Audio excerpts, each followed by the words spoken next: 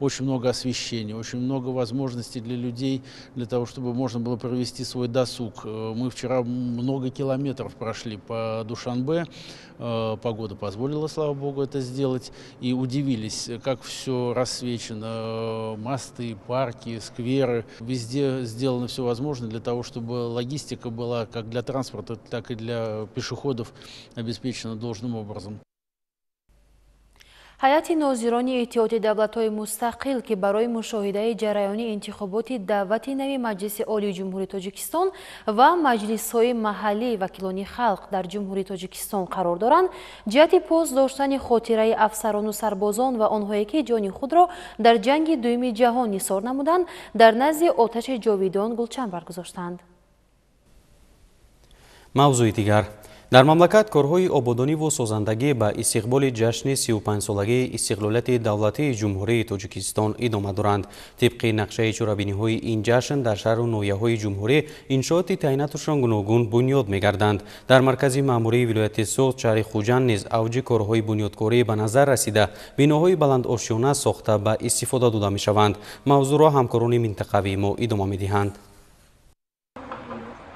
имрӯзҳо дар маркази вилояти Суғд шаҳри Хуҷанд бо истифода аз ҳавои мусоид корҳои ободониву созандагӣ ба ифтихори ҷашни 35-солагии истиқлолияти давлатии Ҷумҳурии Тоҷикистон ҷараён дорад. хусусан сохтмони биноҳои баландошиёнаи иstiqоматӣ дар вилоят вусъати тоза мегирад. бунёди ду бинои 7 бо мансар воқеъ дар маҳаллаи 12 шаҳри Хуҷанд аз зумраи онҳост. сохтмони бинои 1 моҳи апрели соли 2024 аз ҷониби сохтмончиёни ҷамъияти дорои масъулияташ маҳдуди Тоҷсохтмон оғоз гашта, алҳол корҳо дар ошиёнаи 4 бо ҷалби 13 нафар қувваи корӣ идома дорад. таҳкурсии бинои дуюм бошад моҳи декабри соли спиргаштаи 2024 оғоз шуда, айни замон болопӯш кардани таҳхона давом дорад. дар бинои дуюм ҳам 9 нафар сохтмончиёни ҷамъияти дорои масъулияташ маҳдуди Тоҷсохтмон ҷалб карда шуданд. айни замон аз ҷониби ширкат зиёда аз 20 адад биноҳои баландошиёнаи истиқоматӣ сохта ба истифода дода шуда истодаам.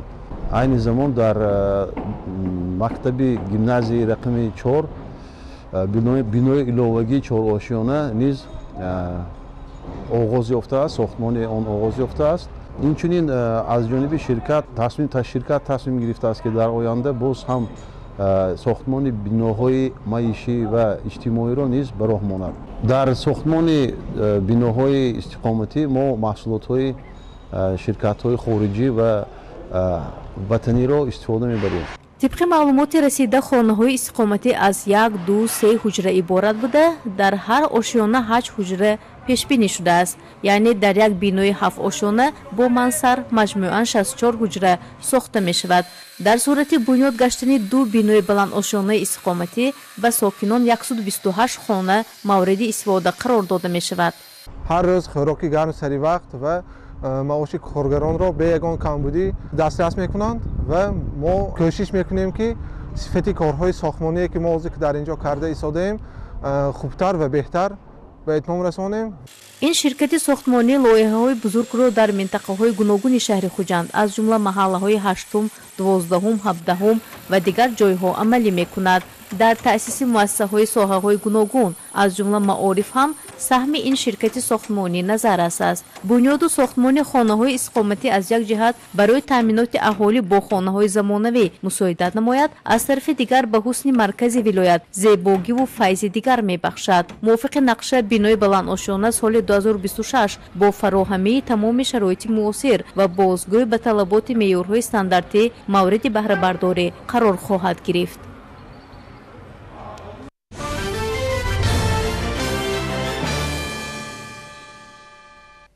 баробари фаро расидани фасли баҳор дар мамлакат мавсими кишту кор оғоз меёбад. бо мақсади сари вақт анҷом додани корҳои саҳроӣ дар шаҳру ноҳияҳо техника ва мошинолоти кишоварзӣ омода карда мешаванд. аз ҷумла дар шаҳри Кӯло беш аз 400 техникаи кишоварзӣ ба хатти тайёр гузошта шуд ки аз ҷониби мутахассисон баҳои баланд доданд. аз рафти ин тадбир ҳамкоронамон гузориш омода карданд. ҳамасола қабл аз оғози кишту кори баҳорӣ кишоварзон техникаҳои хоҷагии қишлоқро ба хатти тайёр мегузоранд. дар ин рӯз тамоми техникаҳо аз муоинаи техникӣ гузашта, мутасаддиён барои оғози кишту кор ба онҳо иҷозат медиҳанд. хушбахтона бо мақсади осон гардидани кори деҳқон ҳукумати ҷумҳурии тоҷикистон ва вазорати кишоварзии кишвар давоми 10 соли охир бо роҳандозӣ намудани барномаҳои гуногуни давлатӣ техникаю мошинолотҳои муосирро ворид намуда дастраси марди деҳқон гардонидааст. дар шаҳри Кӯлоб роҳбарони кооперативҳои тиҷоратӣ, хоҷагиҳои деҳқонию инфиродӣ техникаю мошинолотҳои хешро ба хати тайёр гузоштанд. муовини аввали раиси вилояти Хатлон, раиси шаҳри Кӯлоб, сардори раёсати кишоварзии вилояти Хатлон ва дигар меҳмонон аз техникаҳо дидан карданд. дар шаҳри Кӯлоб зиёда аз 340 адад техникаҳо мавҷуд мебошад. аз он ҷумла тухмипошакҳо 36 адад, испорҳо 156 адад, дигар мошинолотҳо 76 адад. техника ва мошинолотҳо, тухмипошакҳо пурра аз муоинаи ҳатмии техникӣ гузашта шудааст. ба кишту кори баҳорӣ пурра омода мебошад. мавриди зикр аст ки айни замон дар шаҳри Кӯлоб шумораи техникаҳои кишоварзӣ ва мошинолотҳо аз 400 адад гузаштааст ва аксари техникаҳо муосир буда дар шудгору кишти саривақтӣ мусоидат мекунанд. соли 2024 бошад дар шаҳри Кӯлоб ҷамъияти дорои масъулияташ маҳдуди пахтаи Кӯлоб ташкил карда шуд ки даҳо техникаҳои нави кишоварзӣ ворид намуд. муовини аввали раиси вилояти Хатлон ва раиси шаҳри Кӯлоб зимни суханронӣ аз дастгириҳои пайвастаи раҳбарияти олии кишвар, имтиёзҳо ба кишоварзон, дастрасӣ ба техникаҳо тариқи лизингӣ, фароҳам овардани шароити мусоид барои кишту парвариши зироатҳои кишоварзӣ ва дастрасӣ ба тухмиҳои хушсифату нуриҳои минералӣ одрас шуданд. аз кишоварзон даъват ба амал оварда шуд ки шудгору кишти баҳориро саривақт гузаронида аз ҳар як порчаи замин самаранок истифода баранд ва дар таъмини амнияти озуқавории кишвар саҳмгузор бошанд. дар ин намоиш ба беҳтарин устоҳои челонгар, кормандони паркҳои тракторӣ ва механизаторон барои омода кардани техникаҳо ба кишти баҳорӣ сипоснома ва тӯҳфаҳо тақдим карда шуд. ширинҷон Сафарзода, Сайфиддин Исмоилов аз шаҳри Кӯлоб барои барномаи Навид.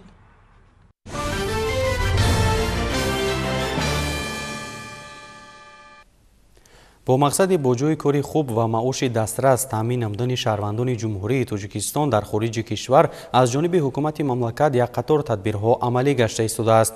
дар заминаи Донишгоҳи технологияи Тоҷикистон маркази таълимӣ оид ба омода намудани мутахассисони касбӣ барои таъмини рушди шуғл дар бозори меҳнат ифтитоҳ гардид. гузориш аз ҷараёни маросими ба истифодадиҳи марказ. бо иштироки муовини якуми вазири саноат ва технологияҳои нави ҷумҳурии Тоҷикистон, роҳбарияти Донишгоҳи технологияи Тоҷикистон ва директори генералии ҷамъияти дорои масъулияти маҳдуди Шодиёна консалтинг дар заминаи Донишгоҳи технологияи Тоҷикистон маркази таълимӣ оид ба омода намудани мутахассисони хурди касбӣ барои таъмини рушди шуғл дар бозори меҳнат мавриди истифода қарор дода шуд. ин марказ ба донишҷӯёни ин муассисаи олии таълимии кишвар ва дигар хоҳишмандон имконият медиҳад ки дар кӯтоҳтарин фурсат забони кореягиро омӯхта ҷиҳати пайдо намудани шуғли муносиб ба Кореяи Ҷанубӣ сафар намоянд. зимни ифтитоҳи ин маркази таълимӣ директори генералии ҷамъияти дорои масъулияти маҳдуди Шодиёна консалтинг ки ҳамзамон директори лоиҳаи корпораатсияи EFC ҷумҳурии Корея мебошад, иттилоъ дод ки дар курсҳои омӯзиши забони кореягӣ ҷавонон аз 18 сола то 39 сола имкони иштирокро доранд. маркази таълимӣ оид ба омода намудани мутахассисони хурди касбӣ барои таъмини рушди шуғл дар бозори меҳнат ба хоҳишмандон барои аз худ кардани забони кореягӣ ва омодагӣ ба касби муваффақ дар Кореяи Ҷанубӣ кӯмак мерасонад. маркази таълимӣ аз ду синфхона иборат буда. дар яке дарсҳои шифоӣ ва дар синфхонаи дигар дарсҳо бо истифода аз компютер ва ё худ лингафонӣ аз суд карда мешаванд. курси омӯзиши 3 моҳ идома карда дарсҳо ҳамарӯза доир мешавад ва дар давоми дарс хоҳишмандон забони кореягӣ, грамматика ва тарзи дурусти талаффуз намудани калимаҳоро меомӯзанд. Наши центры все профессионально подготовили, потому что корейские опытные преподавателями, новыми современными техниками, все система все готова. В нашем центре вы сначала приедете, пожалуйста, посмотрите и решайте. Одновременно мы научить можно даже 50, 100, даже 200. Мы планируем постепенно 500 человек можно научить в этом центре. Нам приходите, пожалуйста, больше люди хочется Корея работать. Приезжайте, пожалуйста, наши центры, пожалуйста. در ادامه افتتاح مهمانان با دستاورد و اختراعات دانشجویان دانشگاه و همزمان دستورهای متدی، اشیاء خوانش و روند تعلیمی مرکز آموزشی شناس گردیده، سپس در طور کلان دانشگاه با دانشجویان ملاقات نمودند. ضمن صحبت رهبری جمعیت دارای مسئولیت محدود شادیانه کنسالتینگ اظهار داشتند که افتتاح مرکز تعلیمی اوید به آماده نمودن متخصصان خرد کسبی برای تامین رشد شغل در بازار مهنت قدمی مهم در سمت آماده نمودن کادرهای صاحب اختصاص در ساحه مهنت و شغل اهالی، تکمیل اختصاص و بازآموزی کسبی از روی سمت‌های گوناگون فعالیت و آموزش زبان کریگی به حساب می‌رود. طوری که تاکید رفت مرکز تعلیمی به خواهشمندان آموزش اینتنسیوی زبان کریگی، بلند برداشتن مهارت کسبی، آمادگی به امتحان‌های اپس توپیک، آمادگی برای کار در بزرگترین کارخانه‌های کره جنوبی، رسانیدن یاری برای گرفتن روابط کاری و کمک به حجت‌ها و دستگیری هنگام کار در کره جنوبی تا انجام مهلت روابط کاری را پیشنهاد می‌نماید.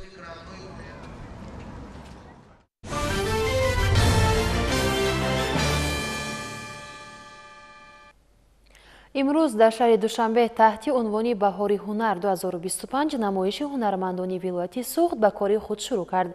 در این تدبیر بهترین چیره‌دستان این منطقه با نمونه بهترین هنرهای خود اشتراک دارند. نمایش هنرهای مردمی در پایتخت 2 روز ادامه می‌یابد. گزارش همکارانمان در این خصوص. با مقصد ترغیب عنعنه‌های فرهنگ ملی و احیای سنت‌های اصیل هنرهای بدیعی خلقی تحت عنوان بهاری هنر 2025 نمایش هنرهای مردمی هنرمندان ولایت سوخت در پایتخت کشور برپا مانده شد. تدبیر مذکور با ابتکارات وزارت فرهنگ جمهوری تاجیکستان و تشکیلات جمعیتی اسوسیاسیون هنرمندان ولایت سوخت روی دست گرفته شده. در کار آن رهبری وزارت فرهنگ، هنرمندان و چیره‌دستان ماهر ولایت سوخت اشتراک نمودند. گفته شد که در زمان صاحب استقلالی حکومت مملکت جهت رشد کسب هنرهای سنتی تدبیرهای مشخص اندیشیده در این زمینه برای احیا و صیقل دادن هنرهای مردمی از جمله برای زنان و بانوان امکانات زیاد فراهم آورده شد. همین است که امروزها هنرمندان ما در بزرگترین نمایشگاه‌های سطح جهانی اشتراک نموده معرفیگر دولت و ملت خود هستند که این باعث افتخار و دستگیری است. بنا به اطلاع ناطقان امروز در مملکت خصوصا ولایت سوخت برای رشد و رونق هنرهای مردمی تمام امکانات‌ها فراهم گردیده اینفراساختور برای آموزش نسل نو مهیا گردیده است. مکتب و مرکزهای آموزشی هنرهای مردمی خصوصا هنرهای دستی که در بازار جهانی موقع خاص دارد در این گوشه دیار احیا گردیده با تدریج رشد دارند. حالا در ولایت سوخت دهها کلوب‌های آموزشی هنرهای مردمی با تمام اینفراساختور ساحوی فعالیت می‌نمایند که همه این در زمینه غمخوری‌های دولت حکومت کشور به دست آمده است. گفته شد در همایش در قسمت دوم چهاربینی حاضرین از نمونه هنرهای مردمی چیره‌دستان ولایت سوخت دیدن کرده و مهارت و کسبیت بلندی آنها بهای بلند دادند. نمایش هنرهای مردمی چیره‌دستان ولایت سوخت در مهمانخانه سرنای پایتخت برگزار شده 2 روز ادامه می‌یابد.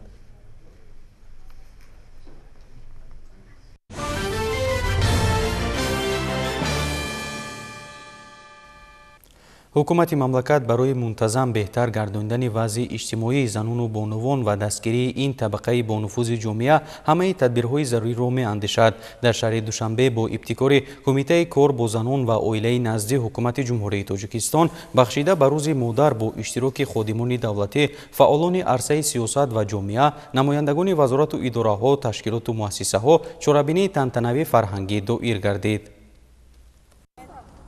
کمیته کار با زنان و عائله نزد حکومت جمهوری تاجیکستان در دایره برگزاری فستیوال جمهوریوی صدرنگ چکن در یک جایی که با وزارت و اداره‌های دخلدار دولتی، مقامات اجرایی حاکمیت دولتی ولایت‌ها و شهر و ناحیه‌های جمهوری در پایتخت مملکت شهر دوشنبه نمایش فروش چکن را برگزار نمود. من رحمان و محیط‌بان کسب آموز هنرمند از ناحیه شمنصور امروز در فروش محصولات و هنرهای مردمی خودمون در اینجا اشتراک دارم در این فستیوال. حاضر عین حال همین هنرها از هنرهای خودمون و ما میتونیم که در طول 2 ماه شاگردای خود را تیار کنیم که این محصولات را حاضر عین حال این شاگرد خودم این محصولات را همین شاگردانمون تیار میکنن و بسیار خوشبختم که محصولات دست خود را میتوانم به معرض تماشا مونم و سیاحان و مهمانانی که دیگه جمعیان بسیار هنرهای ملی خودمون را ناز قبول میکنن و ما از این بسیار خوشبخت هستیم که در این تاجیکستان آباد و آزاد خودمون زندگانی میکنیم و میتوانیم که هنر دست خودمون را مثال به دیگران معرفی کنیم و دولت‌های دیگر معرفی کنیم. قید کردند ضرور است که با مقصد تشویق و ترغیب ارزش‌های ملی، عنعنه‌های نیک نیاگان، معرفی فرهنگ و هنر والای خلق تاجیک، همساله در کشور جشنواره‌های با شکوه بین‌المللی، فستیوال و آزمون‌های جمهوریوی، کنفرانس‌ها و سیمپوزیوم‌ها و دیگر تدبیرهای سودمند عملی می‌گردند. مقصد اساسی برگزاری چاره‌بینی فرهنگی بلند برداشتن احساس وطن‌دوستی و خویشتن‌شناسی، افتخار ملی، ارج گذاشتن به تاریخ و تمدن، فرهنگ، رسم و آیین‌های ملی مردمی و معرفی صنعت و هنر والای خلق تاجیک به حساب می رود. با دستگیری‌های پیوسته دولت و حکومت مملکت بخشیده به سالهای رشد دهات، سیاحی و هنرهای مردمی، در ولایت‌ها و شهر و ناحیه‌های جمهوری کارخانه‌های خرد و بزرگ صنعتی و استحصالی، مرکزهای هنرمندی و چکندوزی، کارخانه‌های دوزندگی مورد استفاده قرار گرفتند که فعالیتشان به رشد فعالیت هنرمندان و چیوران، چکندوزان و گلدوزان، سوزنی دوزان و جامه‌دوزان، تاقی‌بافان و نمودهای دیگر هنرمندی روانه گردیده است. از این رو برگزاری نمایش فروش چکن و فستیوال جمهوریوی صدرنگی چکن یکی از تدبیرهای گرامی‌داشت ارزش‌های اصیل فرهنگ ملی بوده، آن به ترغیب و تشویق لباس ملی، بلند برداشتن مقام و منزلت نقش و نگار، سوزنی‌دوزی و گلدوزی متاعهای ملی، نمایش و معرفی نمودن هنر والای طراحان و هنرمندان وطنی روانه گردیده است.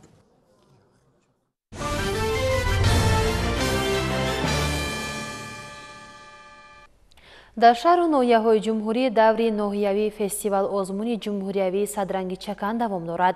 در ناحیه میر سید علی حمدانی ولایت ختلون این فستیوال در سطح بلند برگزار گردیده، در آن کودکان و نورسان و جوانان و بانوان لباس‌های چکن را نمایش دادند. بهترین چکندوزان و هنرمندان و طراحان صدرنشین فستیوال بودند. در ناحیه به نام میر سعید علی حمدانی دوری ناحیوی فستیوال آزمون جمهوریوی صدرنگ چکن برگزار گردید. در بینای قصر فیلارمونیای مردمی به نام اودینه هاشم هنرمندان محصول هنر خویش را به نمایش گذاشتند.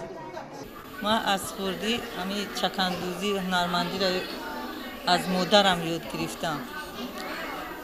چند سال شد که همین هنر مردمی را اشتراک میکنیم و همین چکندوزی و چیو مشغولیم. خیلی شاگردای زیاد تیار کرده ایم. بسیار چکندوزی کاری مشکل است. صبر و تحمل طلب میکند. از تحت دل اگر بیاموزی همین چکندوزی را بسیار چکنها زیبا میشوند، زیبا ترک میشوند. در تمام ویستافگاهی رایانی و جمهوریوی اشتراک میکنیم. مدیر بخش کار با زنان و عائله مقامات اجرایی حکومت دولتی ناحیه اشتراکچیان را تبریک گفته قید نمود که با جهد و تلاش‌های پرزیدنت جمهوری تاجیکستان محترم امامعلی رحمان چکن به فهرست فرهنگ غیرمادی یونسکو وارد گردید و آن به جهانیان معرفی شد. میباید ما این هنر و صنعت اجدادی را در آینده رونق بخشیده و نسل‌های آینده باقی گذاریم. وابسته به طلبات فستیوال آزمون نوع‌های گوناگون چکن در لباس‌های کودکان و نورسان نمایش داده شد.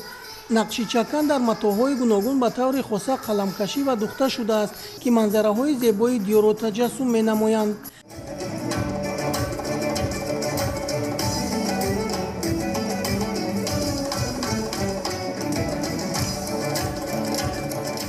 مقصد اساسی برگزاری فستیوال بلند برداشتن احساس وطن‌دوستی و خویشتن‌شناسی، افتخار ملی، ارج گذاشتن به تاریخ و تمدن، فرهنگ، رسم و آیین‌های ملی مردمی، پیشگیری از فرهنگ بیگانه پرستی و معرفی صنعت و هنر والای خلق تاجیک در عرصه بین‌المللی به حساب می‌رود. لازم به ذکر است که بهر بلند برداشتن مقام و منزلت لباس ملی، صورت و صفت تازه بخشیدن به استحصال متاعهای گوناگون ملی از قبیل چکن و چکندوزی، سوزندوزی و گلدوزی، چیتگری، اطلس و ادرس بافی، دوختن تاقی و جزدانها و دیگر نمود چیوری هدف دیگری فستیوال می باشد. در ادامه فستیوال آزمون از جانب مقامات اجرایی حکومت دولتی و بخش کار با زنان و عائله مقامات اجرایی حکومت دولتی ناحیه حمدانی و اشتراکچیان فعال و طراحان سپاسنامه و تحفه‌ها تقدیم کرده شد.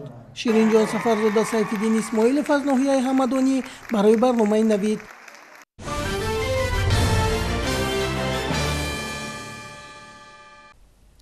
مقام ایجادیات شاعران خلقی در ادبیات در مثال ایجادیات بابا یونس خدای دادزاده و قربانعلی رجب تحت همین عنوان در تالار اتفاق نویسندگان تاجیکستان همایش علمی ادبی برگزار گردید. در چاره‌بینی شاعران و نویسندگان و آموزگاران و دانشجویان مؤسسه‌های عالی تعلیمی کشور اشتراک نمودند.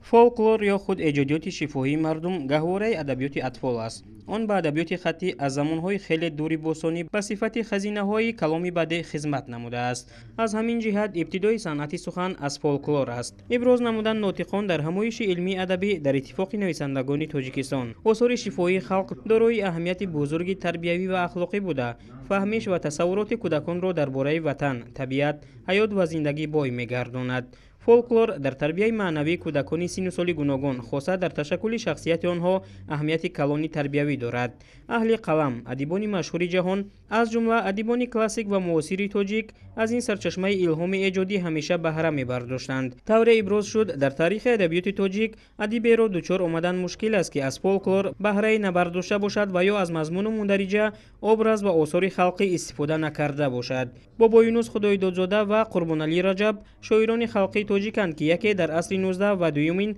در عصر 20 تولد شده ایجاد نمودند. آثار آنها در ادبیات مقام خاص دارد. هر دو ادیب به سبک و عنعنه‌های اثرهای خلقی یعنی ادبیات شفاهی اثرهای خود را نوشته‌اند. در همایش علمی ادبی اشتراکچیان مقام ایجادیات شاعران خلقی در ادبیات را در مثال آثار بابا یونس خدای دادزاده و قربانعلی رجب مورد آموزش قرار دادند.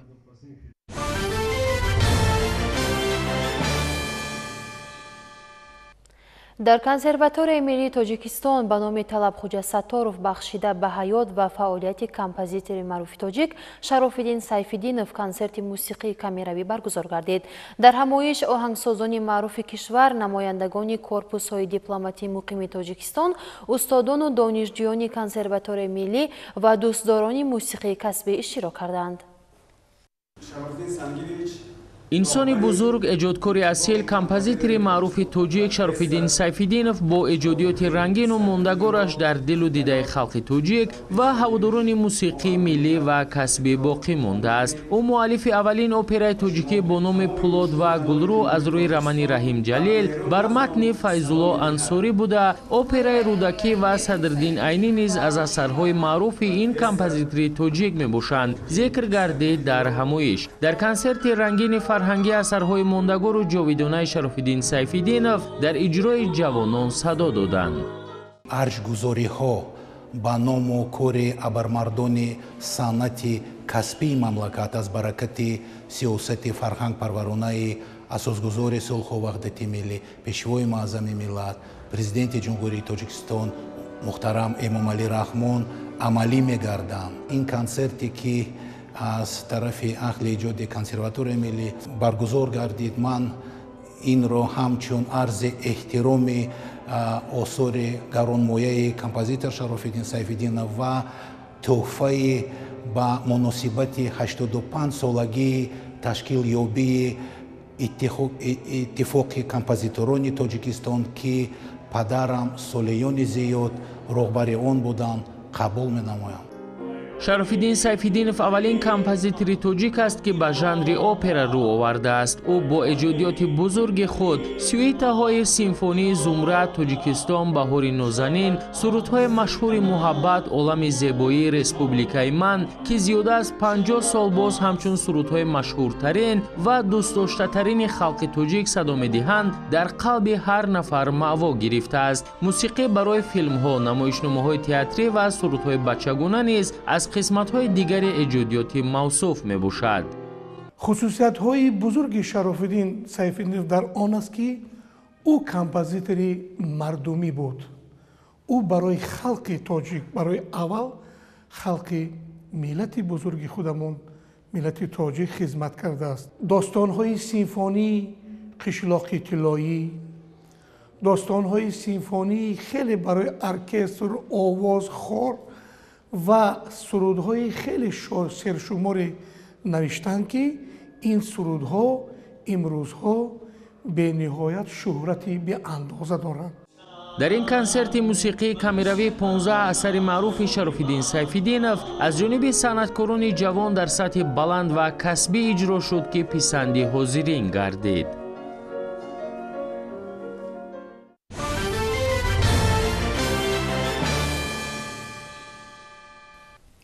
چاره‌بینی دیگری فرهنگی در کالج جمهوریوی رسامی به نام میرزارحمت علیموف پایتخت دایر گردید. در اینجا نمایش رسامی استاد و شاگرد با راهبری آموزگار و رسام این مؤسسه دلیر گولوف تحت عنوان ثمره ایجاد تماشابینان زیاد را به هم آورد.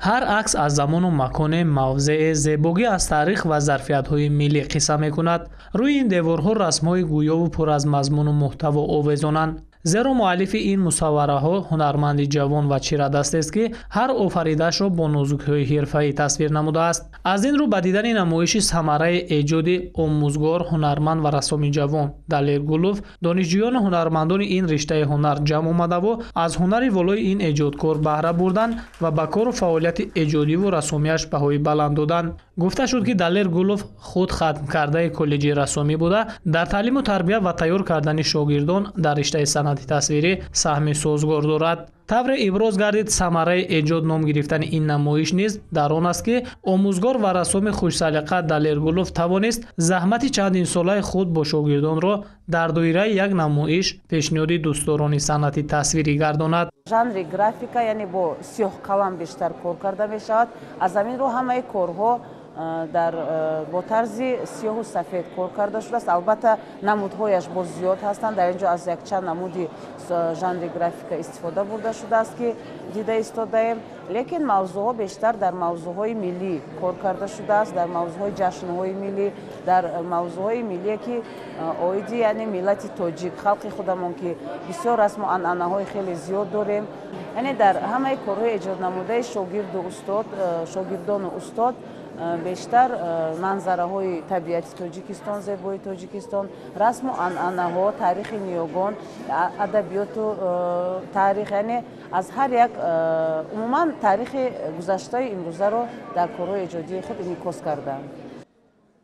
در نمایشگاه نزدیک 50 مصوره رسام در ژانر گرافیکا پیشنهادی تماشابینان گردانیده شد. اصلا اثرهای او به تصویر طبیعت زیبای دیار، سیمای شخصیت‌های معروف تاریخی و معاصر تاجیک بخشیده شدند. عکس‌ها از هر گوشه و کنار کشور آماده و تهیه گردیدند و هر کدام با دید و نگاه خاص و مهارت بلند عکاسی شدند. ابراز گردید که هدف از تشکیل و افتتاح نمایش مذکور شناس نمودن قشرهای گوناگون جامعه با این نوع صنعت تصویری بوده، در این زمینه به شغل رسامی جلب نمودن جوانان و دستگیری رشد هنری رسامی میباشد. از این نمایشگاه دهان نفر از اهل هنر و فرهنگ و علم و ادب دیده نموده، در روزهای بعدی نیز برای دیگر تماشابینان این نمایشگاه زیبا دسترس است.